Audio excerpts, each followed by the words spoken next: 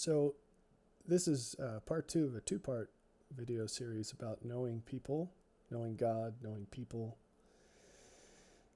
And in the beginning of part one, we elaborated just a little on this idea that we don't know God, at least not by default, and it's not a simple process. And I illustrated this idea that you may not have thought about before, that it turns out that there are super deep people in existence in this world. Now, how rare are these people? Turns out they're super rare. So the personality of a complex person is like, it's like an iceberg.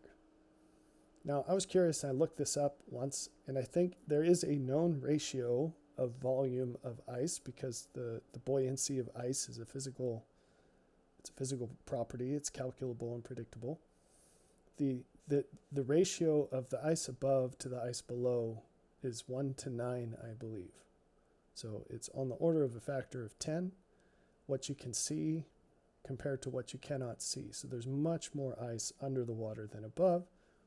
And that's because the buoyancy of the ice is such that it takes a whole lot of ice to have enough lift to lift a little bit of ice. A whole lot of ice underwater for a little bit of ice above water. Anyway, it turns out that people can be like this.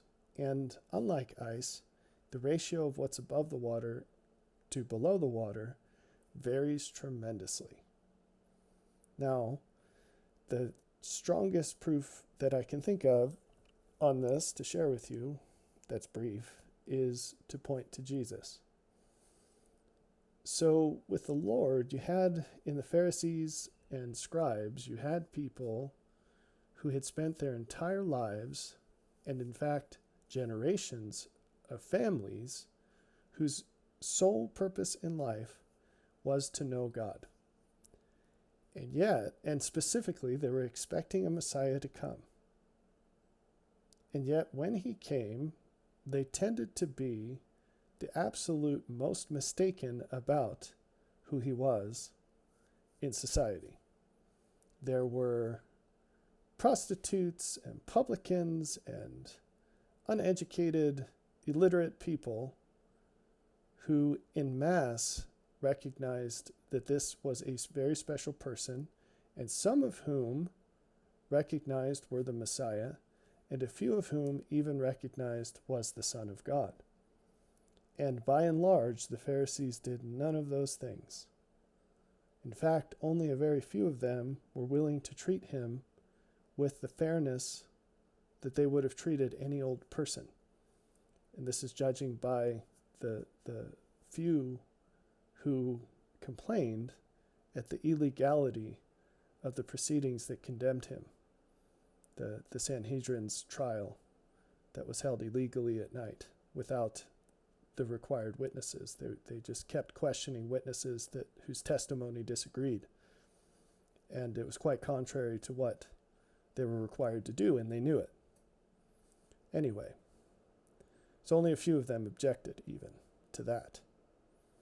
So, of course, two of those members are explicitly mentioned as one being Nicodemus, who at least believed in him a little bit, although he only came at night, and who knows what he did with the information he received in John chapter 3. And then, of course, Joseph of Arimathea, whose tomb Jesus was buried in, but we don't have any evidence of his faithfulness prior to the death of the Lord. And not to judge those people, I'm just trying to make a case for how minimally these people did the only job they had. You had one job, right? So if it's that difficult to come to know him, what hope does anyone else have, in a sense, right? And I don't say that to try to make it seem impossible, but rather to illustrate the gravity, the difficulty of the task. It's not an easy thing. And so, in their case, the ice below the water was massively more than what was above the water. They looked above the water and they said, oh, here's a guy from Galilee No prophet comes from Galilee. We have people who knew him growing up and he was nothing special. Therefore, he can't be anything special.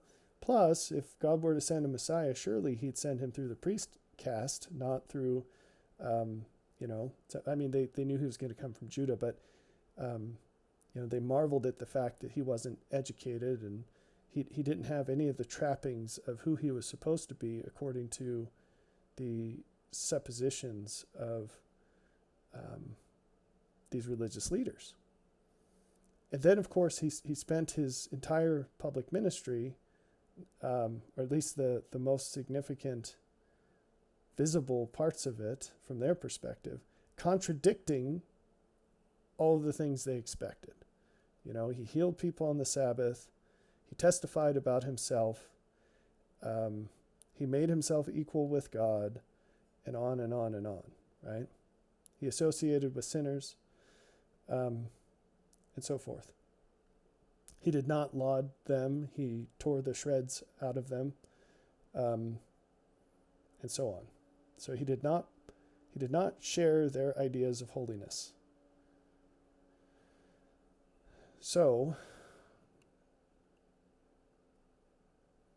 inasmuch as a person approaches the Lord in character, it is the case that there will become deeper and deeper people, and harder to accurately see from just the surface. It's a surprise to people who aren't like this to hear that there are people who are like this. And it's forgivable considering how rare people like this are. Even when you relax the burden of being like Jesus in ways people would recognize as being like Jesus, even the secular people who are particularly deep are very rare. So I remember reading a quote about Winston Churchill from one of his close associates who said something like, "With most people, you see the best thing about them right away, and everything else just gets worse over time." And with Winston Churchill, she said it was the opposite, where everything you can know about him quickly will be the worst parts about him, even though they weren't terribly bad in spite of what the modern view of Winston Churchill is. But the longer you knew him, you just kept seeing better things about him that you never would have seen. And it's like that. So this first video in this series was all about this idea that the natural reaction of people is to say, you don't know me, but the truth is that God does know you, and so, and to the extent someone knows God, they will also know you. It's an interesting idea and very important. This video is, to the extent someone is like God, you will not know them either. And why is this important? Because just as the Pharisees and scribes assumed that because they had spent their life studying Jesus, they would or not Jesus, but the coming Messiah, they would recognize him when he did come, and they were dead wrong. People who do interact with folks who might be somewhat more like God than they are, they will make the mistake of conflating the experiences they have had with a majority of the experiences they could have. In other words, they will assume that what they know about a person is much of what they could know about a person. And to the extent that person is more like God, that will not be true. That will not be true. So I've had the unfortunate experience of having many people thinking that they've got me pegged. And because of that, they stop trying to get to know me more, which I'm sure sounds really weird, but It is what it is. I don't mean that in a weird way. I'm just describing it in a weird way. So what do I mean by that? Well, if you're married, then it'll probably make sense. Married people tend to stop getting to know one another. And they tend to do that much earlier than they run out of runway to do so. Meaning there's still a lot more to learn, but you don't want to know. And why is that? Well, for one, well, how do I even peel this orange?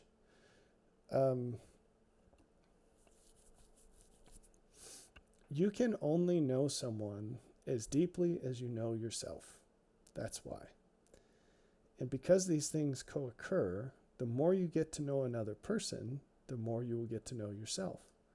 Now, if that person is more shallow than you are, because a whole lot of these icebergs, somehow it defies the laws of physics, but there is no ice below the surface of the water, or there's very little, when there's supposed to be 9 times more.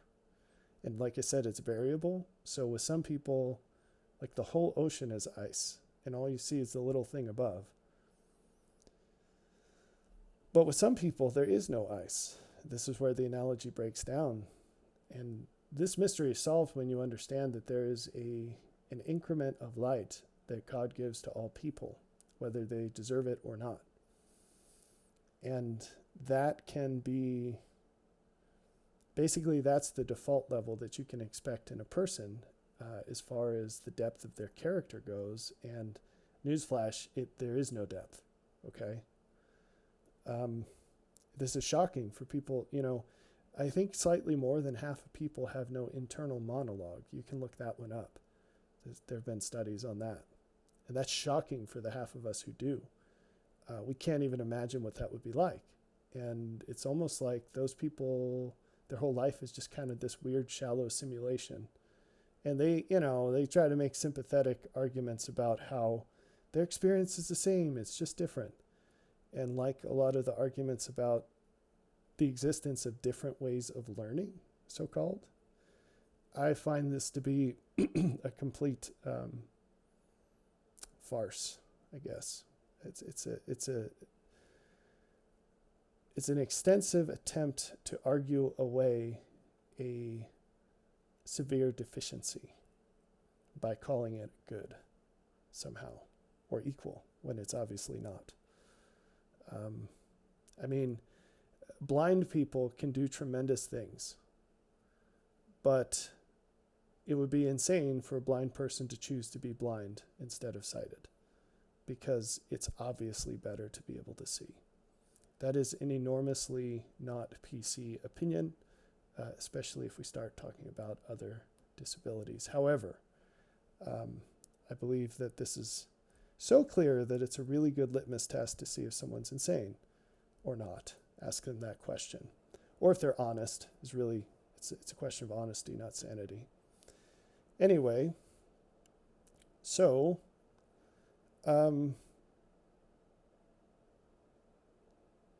if you think you know all there is to know about God, you've got some problems. And it turns out there's an awful lot more to know. And it doesn't matter if one time, even he visited you. For most people, that's sort of the opportunity of a lifetime, and reasonably so. But if you think that just because you've met the Lord even, you know all there is to know about him, or even any significant portion of what there is to know about him, that's extraordinarily foolish. And so how much more something less than that? It's like, well, I've spent my whole life studying the scriptures. Who cares? So did the scribes, and they killed Jesus. So what exactly does that guarantee you've got? I've spent my whole life going to church. Who cares? So did the Pharisees. They ran the church. Didn't do them much good, did it? One time I prayed and God answered me. Okay. Plenty of wicked people had that happen too. Well, one time I got a revelation and it proved true. Okay, John speaks of how Caiaphas did that, and he was the high priest who sentenced Jesus to death. And he had the revelation while he was sentencing Jesus to death. So how does that mean you know all there is to know about God, or even a significant portion? So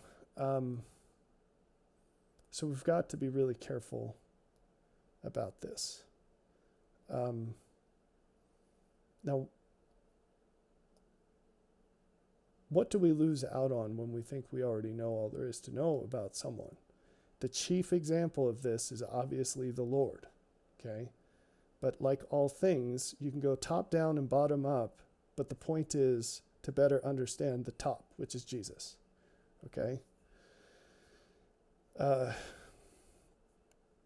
What do we lose out on when we think we know all there is to know about somebody? Well, we miss out on everything else. And by definition, the things we don't know yet are the deeper things. And that those tend to be the more important things, right? So if you look at the information revealed through the gospel, it's arranged basically in reverse order of importance. The holier things are reserved for later on, and everything's preparatory state. You go from milk to meat again and again and again, level by level. He teaches us line upon line. You know, there's a process to qualify for the Holy Ghost, and then the Holy Ghost teaches us line upon line. And so the stuff we learn later, it's more important, more valuable than the stuff we learned before. There's more information to it. It has a bigger impact. It's harder to obtain and live. And that is very different from what a lot of people believe, but that's the way it is. So, and there are profound implications of this. Profound implications. Like, for example, the fact that it gets harder and harder. I mean, that blows people's minds. They're like, first off, I don't want that because I'm struggling enough with getting in the gate. But what are the implications of that? Someone who knows God a little bit more than you do didn't pay a little bit more to obtain that. They paid a lot more. And someone who knows him a little bit more than them didn't pay a little bit more than them. They paid a lot more. And that increment is greater than the rate of change is greater than the one between you and the next person. And this is one mystery of holiness, is that we look at things on the absolute scale, and we're quite blind with this in and of itself, but let's just pretend that we can see that. We look and we compare on the absolute scale, like we do with money, right? And you say, well, this person has more than this person has less, and you can do the math and it's just a number. With holiness, it's not just a number, because what is in absolute terms just a little greater cost a lot more. A lot more. And so if you look at Jesus in his life, the fact is he always did everything right. He always did the best he knew of at all times his whole life. And I ask you, what's the difference between someone who does the right thing most of the time and someone who does the right thing all of the time? What's the cost difference between those two? In absolute terms, maybe the difference is just here and there. But in relative terms, they're an eternity apart. They're an eternity apart. It is so much easier to do the right thing most of the time than it is to do the right thing all of the time. And now compound that over an entire life, packed with greater challenges than anyone will ever face. And now you're starting to get a sense of the holiness of Jesus more than you had before. And this cascades down. All right, so one of the penalties, if you will, of thinking that you know someone completely is you miss out on the more valuable things you still don't know. What else? Well, it tends to be the case that if you arrive at this position, it can only be through minimizing what you do know about them. In other words, this isn't some abstract consideration of knowing them, there's also some kind of, even if it's just implicit, comparison between you. What do I mean by that? Well, look at Moses and Miriam and Aaron. And they were siblings, and they knew each other really well. And Miriam and Aaron would have essentially unfettered access to Moses, even as God put in distancing barriers between Moses and the congregation of Israel. Because at first he was just there as one of them, and then God kept making separations. He put in the elders, he put in all these layers of separation so that random people couldn't just come up to Moses all day long, like they could in the beginning. And what a blessing that was. So Miriam and Aaron, they were still his siblings, and also at least Aaron happened to have jobs that required them to frequently meet with Moses. So they had this level of familiarity. And what does Jesus say about familiarity? He says, "A prophet is not without honor, save in his own country and among his own kin." Why? Because they take him for granted.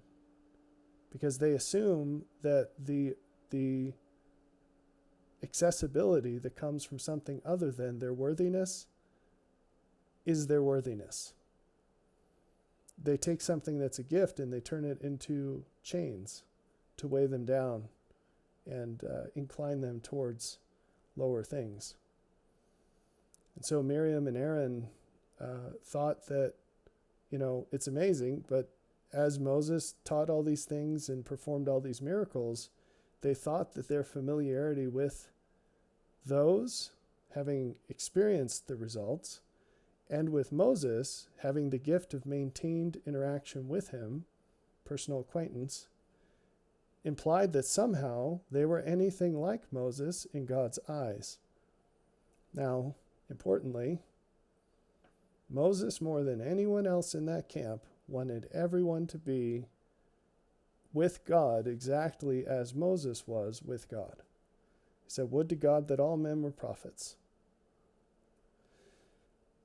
And it's not a stretch to imagine that if he felt that way about anyone, he felt that way about his brother and sister. And yet, they did not do that. They did not rise up to living his example. They merely assumed that familiarity with him implied the same thing as becoming like him.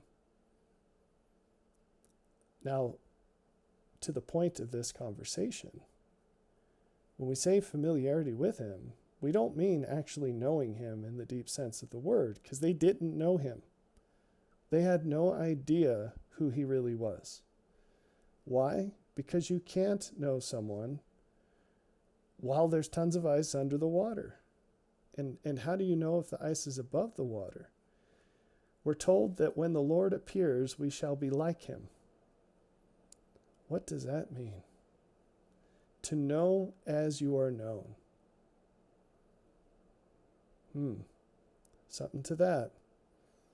So the only way you can be confident that you really know someone is if you can perfectly predict everything they will do and say. And the reason is because you know why. And the reason is because you have those same reasons, or you used to, and now you're at something better. And this is why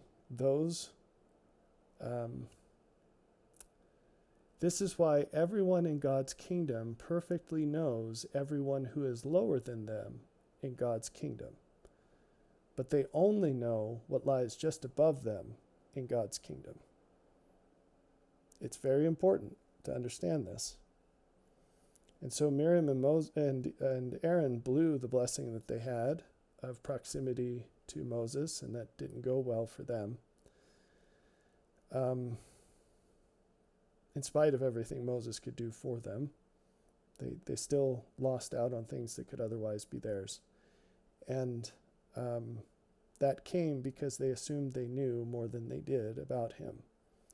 But that's the test. Can you say all the things and do all the things that that person has or will. Because that's when you know that you're seeing as they see and you know as they know. And what a blessing that we have the invitation to become this way with the Lord. He said plainly in John, he said, "To this point you have asked nothing in my name. But when I go to the Father, you can ask things in my name, and I will do them so that he can be glorified. But there will come a time where you do not need to ask anything in my name, because the Father will answer you directly." Why? Because you will be like he is. Now, that's not an open prophecy to all people. It's a description of a possibility. It's a description of the potential he makes possible. So, if you assume that you already have everything that Jesus offers because you already know everything that he knows, one, you're a very silly person, but two, you will never receive everything you do not have. And this is true cascadingly down through his kingdom. And it's the same thing that Miriam and Aaron experienced with Moses.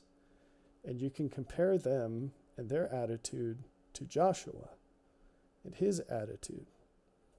Joshua was not Moses' brother. He certainly wasn't Moses' sister. He wasn't his son in the flesh. But he was his son spiritually. Joshua and Caleb were the only two who came into the promised land. And it was because of how they responded to what the Lord had put before them. Joshua was a very interesting situation because if you look at, this may as well talk about this now, a lot of people are quite obsessed with the idea of being in the presence of the Lord, and there are worse things to be obsessed with. Look at why Moses had a right to be in the presence of the Lord, and why Aaron had a right, and why Joshua had a right. There were three different reasons, and they are the three different ways. Those are the three pathways to come into the presence of the Lord. You can go the Moses way, you can go the Aaron way, or you can go the Joshua way. Although you really can't go the Aaron way, because you don't get to pick that one, it picks you. That sounds like a Mother Russia joke, but it's not. So let's start with that one. What's the Aaron way?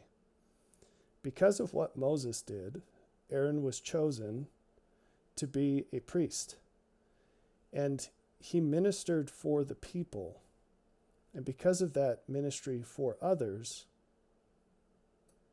I said you can't pick this one, it picks you, but you can pick it. You can pick it, just not in the exact way.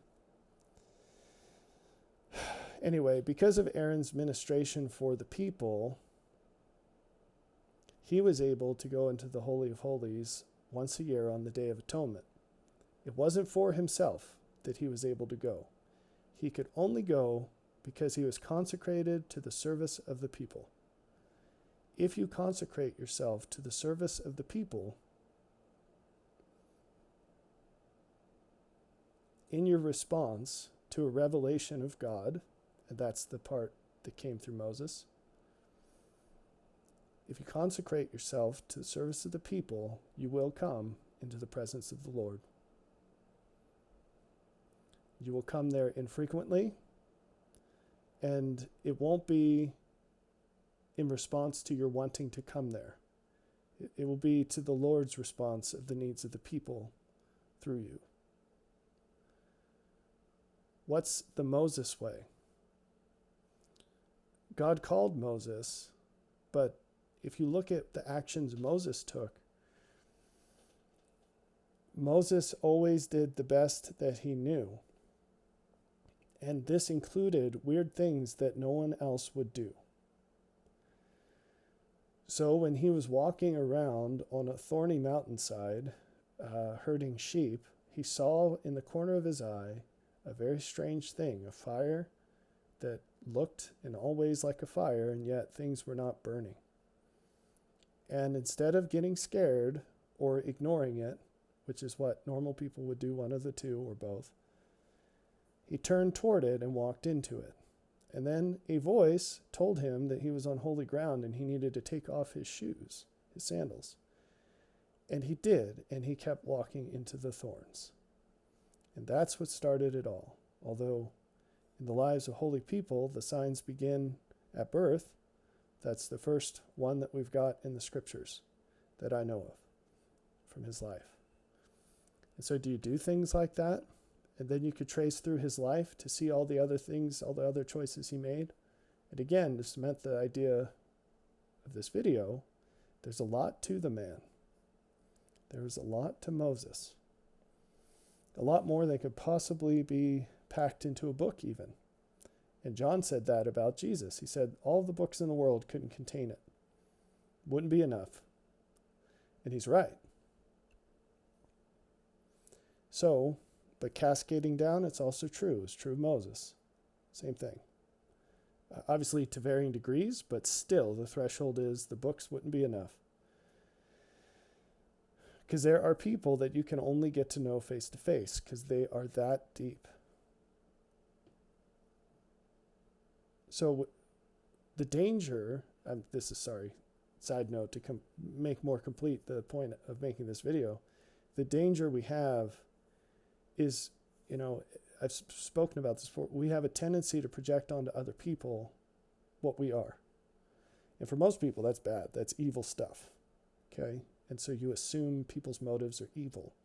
Like the Pharisees assumed Jesus' motives were evil because they would never do the things he did except for all the wrong reasons. And it turns out that there aren't super abundantly clean, squeaky clean, never misinterpretable signs of love. The greater the sign of love, the easier it is to, like the pearls in the swine, to turn and rend the giver, to twist it up and use it to accuse them of things that they never did and never would do, actually. And so you take the greatest gift and you turn it into your greatest punishment because it's a stumbling block, but it's supposed to be a stepping stone. Or in the case of Jesus, the foundation, the rock. Anyway, so, you might think, and I've had, unfortunately, one or two people say this, you might think that by watching hundreds of hours of me babbling about, deep things, that surely you know me, but you have no idea who I am. And I'll tell you, the two people that know me the best, who are living in this world, are probably my wife and my mother. They both know that they have no clue who I am. It's just, I laugh about it because it's funny at this point. And it's not because I'm hiding. It's not because I withhold. It's just there's that much. When was it? And what happened exactly?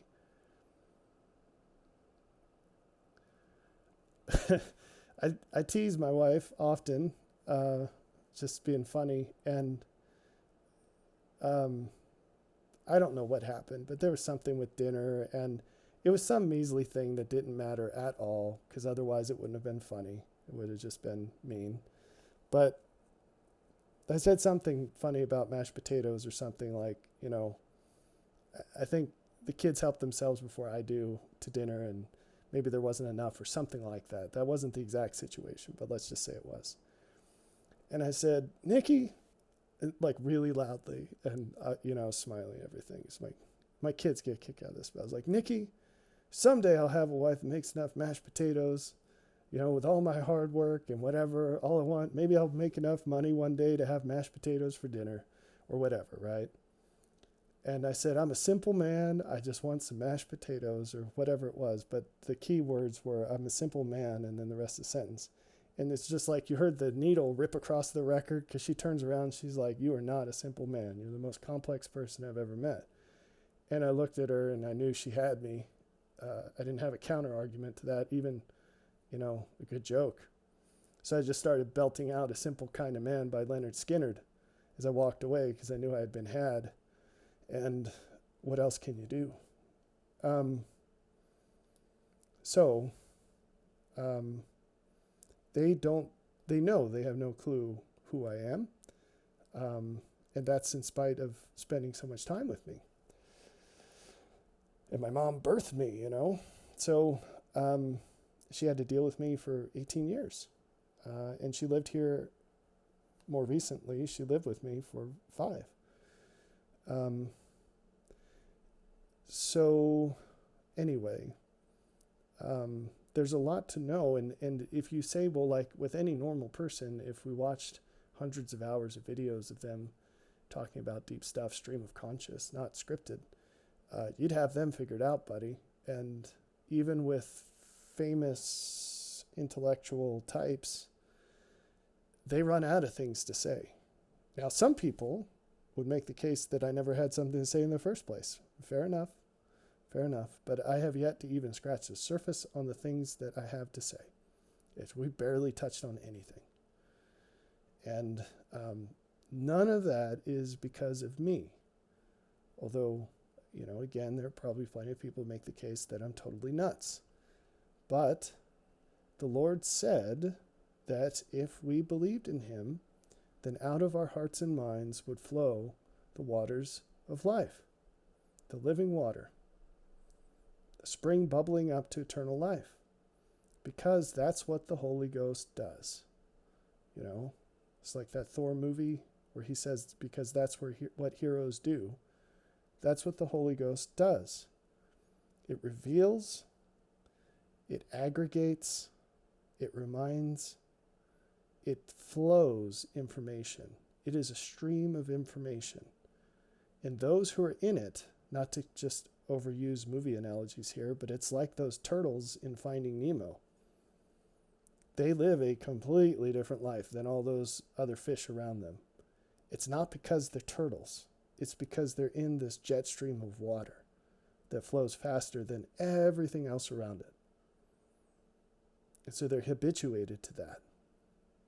Anything you focus on that you really care about and you're willing to live according to, the Spirit will fire hose information into you. And those who orient themselves to that are always going to be overflowing with new things to say that you've never heard before. And just because you've never met any of those people face to face, at least, doesn't mean it's not real. You've probably never seen a baby pigeon before, but trust me, they exist. I haven't either, for the record, but if they're adult pigeons, there must be baby pigeons. So you read about these folks in the scriptures, and then you bring down that example to yourself and say, well, I got to chop off some things that seem apparent because it couldn't possibly be so much different than my own life. Yes, it is.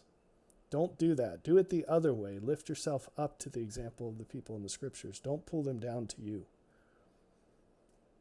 So back to Moses. That was the way that Moses came up to the Lord, is the way that's open to all of us through Christ, which is simply to do your best all the time. Do the best you know of all the time.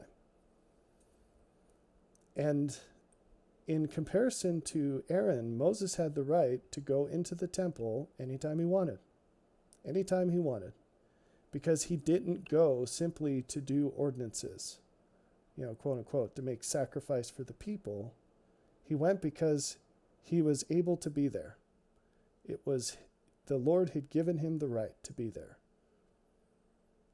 Now, sometimes the Lord told him to come in there, but he could also go whenever he wanted.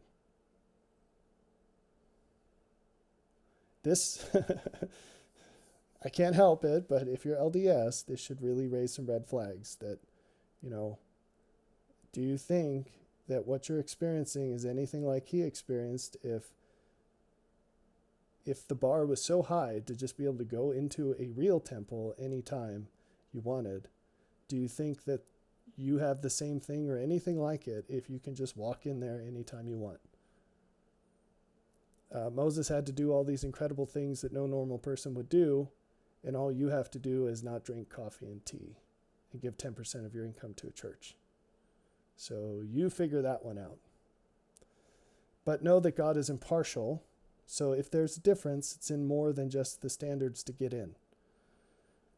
You don't even do what Aaron did. So your experience must be much less than his. Thirdly, we have the gateway of Joshua. Joshua was Moses' servant. This is going to get us into trouble. Sometimes I say things that I know people are a little too dense to connect the dots on, and those who have ears to hear will, and then we're good. But sometimes things are just so obvious that there's no way of hiding it. And, it's very obvious that a lot of people will understand and take offense because they're not at the level where they'd be able to see things as the blessing that they are. Joshua's gateway was because he was Moses' servant. And so because of his willingness to serve Moses, who was the servant of the Lord, Joshua could come into the temple any time Moses did. Basically. Why did Joshua get to go? Not because he went direct to God, okay? But because he was willing to serve a man who did. Serve a man who did. I'm just making it really explicit so people can't say, oh, we caught you. You said we should serve men. I'm just showing you what happened in the scriptures. If you want to interpret that as a negative thing, that's on you. So why didn't Joshua go direct to God? Now we're getting into places I didn't intend on going in this video, but I do think it's relevant to the topic. Before Moses came, Joshua could have done the things that Moses did and had the same response that Moses enjoyed. But Moses did the things that he did through faith because there was no living example. Once Moses did it, it was impossible for anyone else to do the same through as much faith as Moses had to have, because there was a living example. And so even if Joshua came up to the example of Moses, which he did in at least some sense, and then you can see that once Moses departs, Joshua has a lot of similar experiences to the ones Moses had before him. While Moses was there, the avenue to come closer to that had to involve Moses. Because Moses had obtained through faith things that exceeded what Joshua could now obtain through faith. I hope that makes sense. You can read more about this in the book of Hebrews with the example of Jesus and how, because of what Jesus did, it's not possible for a person to do what Jesus did. So, in that case, there's not really a threat to that because one of the requirements for what Jesus did was to be sinless from birth, and no one manages to do that except for him. However, even if we were to ignore that, it'd still be impossible because what Jesus did, he did without any prior human example. So, he could read the stories of Moses in the scriptures or just hear about them culturally and say, well, I'm going to pick and choose things from Moses that seem like good things to point towards as he was growing up, and then learn things better than that to replace it. But there wasn't a single person in his life who could be his counselor because he exceeded everyone. And so everything he did was through the purest of faith. It all came from what was unseen and previously unlived. Now, once he became the living example of the ideal human, no one else, even if you were to fully copy his example, you would not receive the same exact blessings because it would be impossible to have the same exact level of faith. And so, In order to receive a fullness of what he received, we must be his servants. Because it can only come through him. He can't be taken out of the equation. So you probably don't catch it, but this presents what seems like a contradiction, which is always a rich source of additional revelation, in that Jesus said that the day would come when we don't need to pray in his name because the Father will hear us directly and give us what we ask. So that's something to figure out. But anyway, getting out of the depths here, to sum up what I wanted to talk about, God is deeper than you can know. And you should still try. And it's really important. So nothing I've said is an argument against doing everything you can to know more about God. But in that vein, those who are more like him will be similar to him in this too. And there will be much more to know than there is with normal people. And that's also going to be true of you inasmuch as you're like God.